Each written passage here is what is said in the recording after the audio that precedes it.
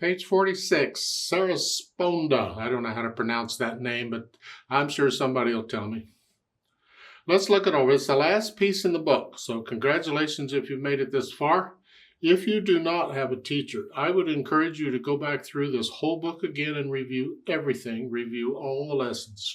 There will be things you will have forgotten and things maybe you missed. You want to make sure you have all of this down before you go to the next book. Don't rush through it. So let's look this over. It's 2 pages long. It's longer than that because of the DC Alfini, but there's 2 pages of music to learn. Treble bass clef. 2 sharps in the key signature, at least to start. So it starts out in the key of D major. Now you'll notice as you look through it, it actually goes through the G major and C major keys too. It changes key signature. Remember, a song can do that, and they can do it anywhere. This one is doing that. We'll deal with that when the time comes. I have 4/4 time signature, 1 hand at a time. Again, I want to connect everything if I can. Right hand, we're coming in on a pickup beat. We're coming in on beat 3. We're kind of in this position. 1, 2, well, they're all quarter notes. Also, rest. We just temporarily, because I want to be here. I just ran out of notes. Because I had a B up here, I got 6 notes, and this is one of the ways we do it. Going on, second line of 1, reach up, it's an octave. 2, 3, 2, rest. Reach it again, an octave, stay there. Now claps. And then they want a 2 again. I don't like that, I really don't. I mean, you have a rest, you have time on the last 2 measures on the second line. You can do that. I just don't like that idea. I don't want to use the same finger like that. So what I'm going to do is alter it. So rather than here, I'm going to come down and use 4 on the B. Rather than 3, just down. Even with little hands, you got to be able to do this. Play any fingers next to each other with a note in between. Any 2 fingers, doesn't matter what they are, even with little hands, you need to be able to do this. So in the second line, last 2 measures, I'm going to come down and use 4. Now I'm ready for 2 and claps, and we can go on. And the end of the third line, the last 2 measures, crunch up a little bit because we had an extra note here. I mean, I could have crossed over. But I like the crunching up better because I don't want to cross over the thumb if I don't have to. When I go to the 4th line, they want thumb again. They want here. I don't want to do that. There's no rest or anything.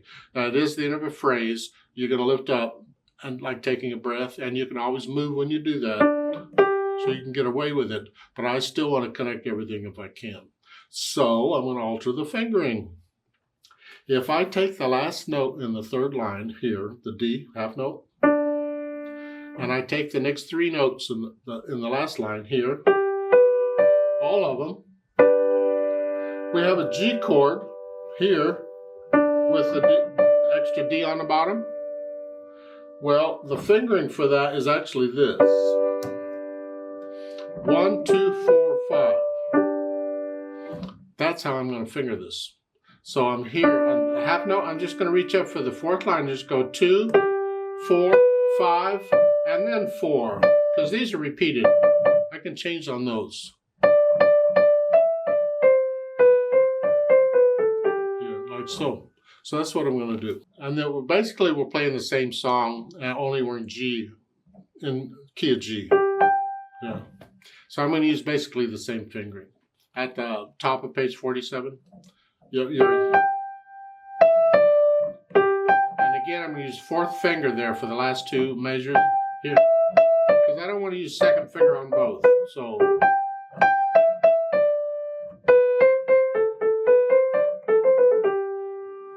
now at the end of the 2nd line on page 47, you're here, and now I want you here, because we're going into C major. And again, you can do that. You're lifting up for the phrase, taking a breath, that's fine. I would rather not.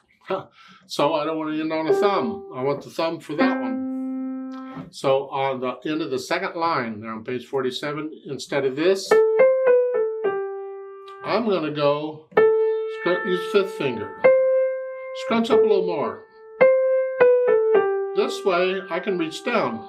And if I can't quite reach it because the hands are little, you can always, but you're only moving a little bit. You're not moving from here to here. You're moving maybe from here to here. Or your hand's big enough, you can reach it. Here, that's what I'm going to do. And then we do the song again in C major. It's the same fingering. And so in the fourth line down at the end, fourth finger. Okay. Now at the bottom of page 47, you're here.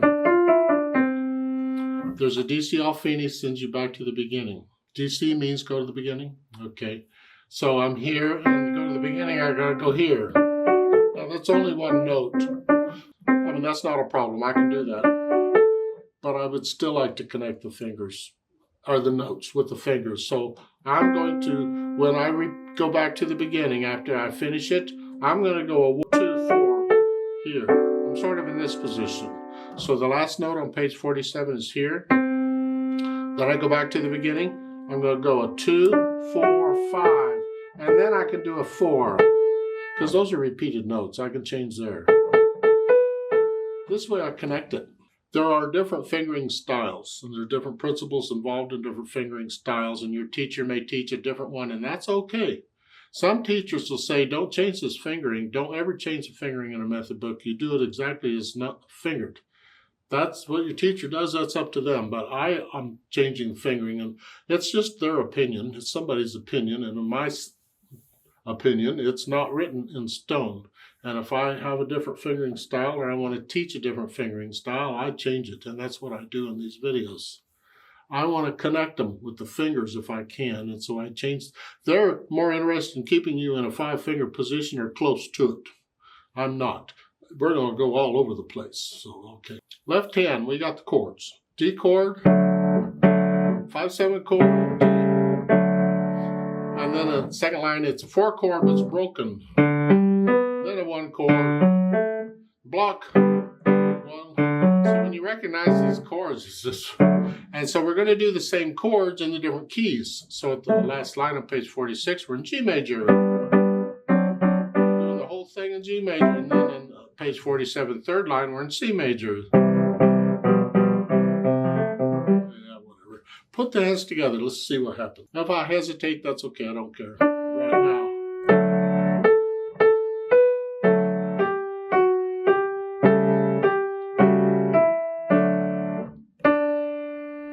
Now, that first line is repeated, but I'm going to go on for now here.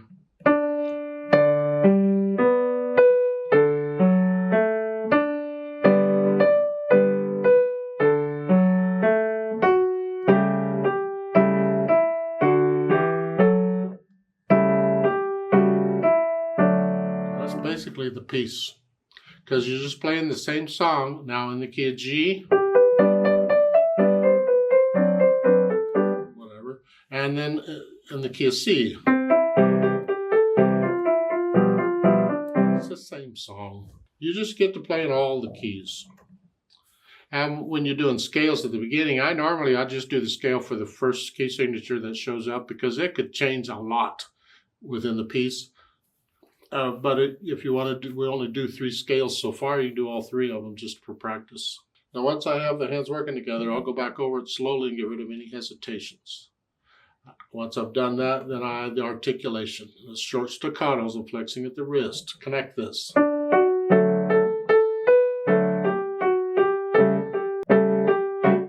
Get that? It's connect, staccato.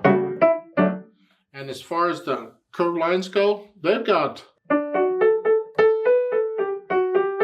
no. Connect all that together. I don't know why. I assume they're doing it because of the words. You got commas in the words, and a lot of times you can use that to tell you where the phrases are, but it's not always. I would connect all that together. Yeah, all that together. And the second line. Now lift up. Now lift up. Well, you have a rest. You have to. staccato and accent, a little louder. Connect. So, and the articulation for the rest of it is the same because you're doing the song 3 times. So then the dynamics, MF to the melody. This is soft.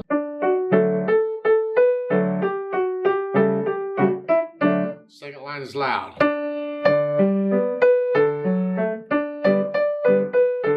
And then come back down. And then accent, crescendo. Back up to loud, and then the next one you start loud and come back down. You could actually come, well, I wouldn't come down moderately soft. I think this is kind of a happy, boisterous, yay, here we are, team, and all that stuff. As far as the speed goes, I don't know how fast you'd want to sing it, but it's sort of quick.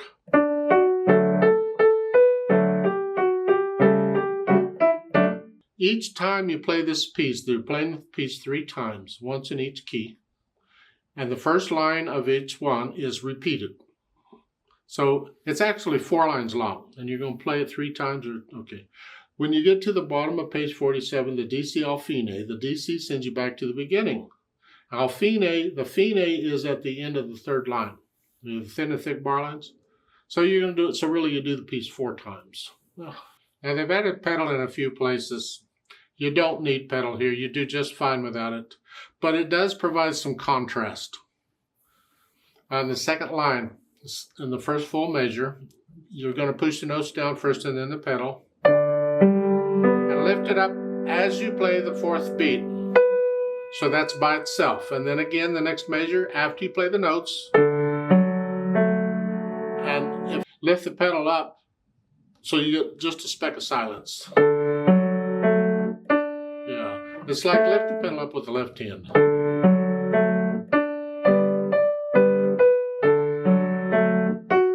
So that's basically the pedaling. The only difference was the first time on the 2nd line with the first pedal, I connected it sort of. There, see, there was no silence there. But on the other times I pedaled, I lifted up so that it got just a little bit of silence because it's a new phrase.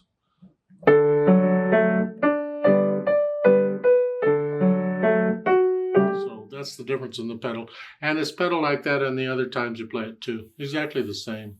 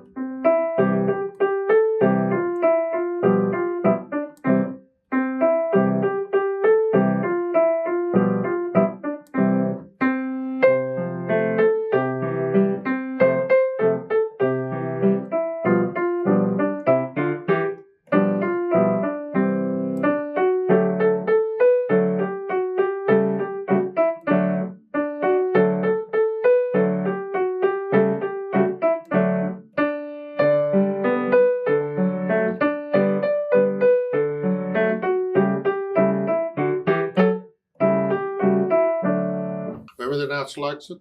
1, 2, 3, 4. 1, 2. Feel these natural accents all the way through. Let's play this together very slowly and check the notes and the rhythms. I'm not going to do the dynamics.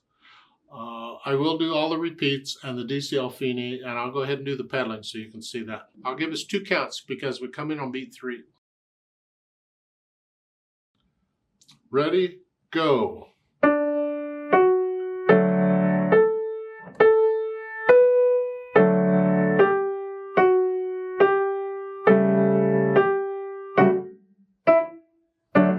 Rest, repeat.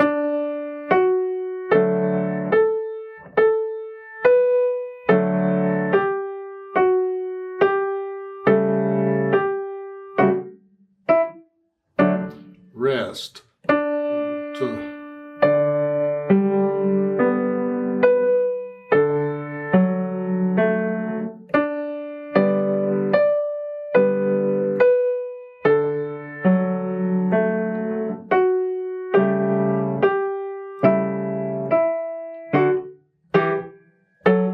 Rest, 2.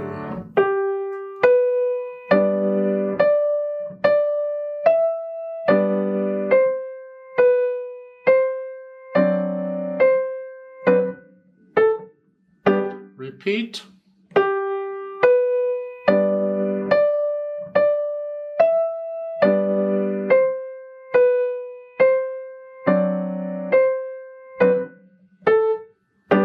Rest, 2.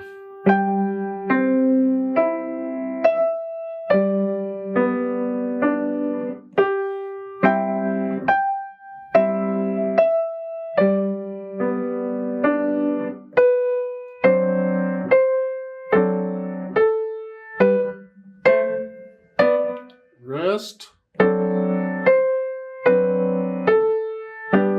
2.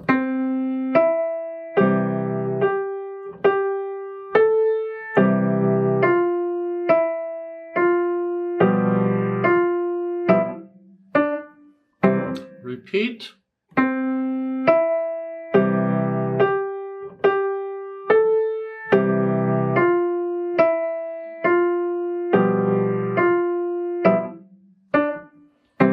Rest, 4.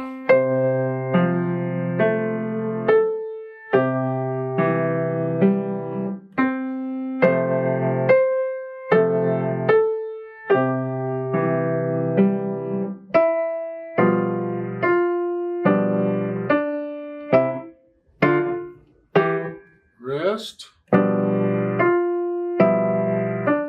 the beginning.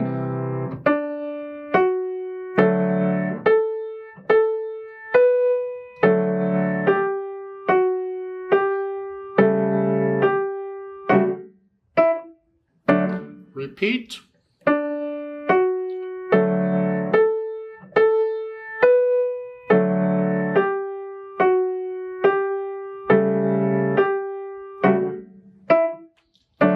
Rest, 4.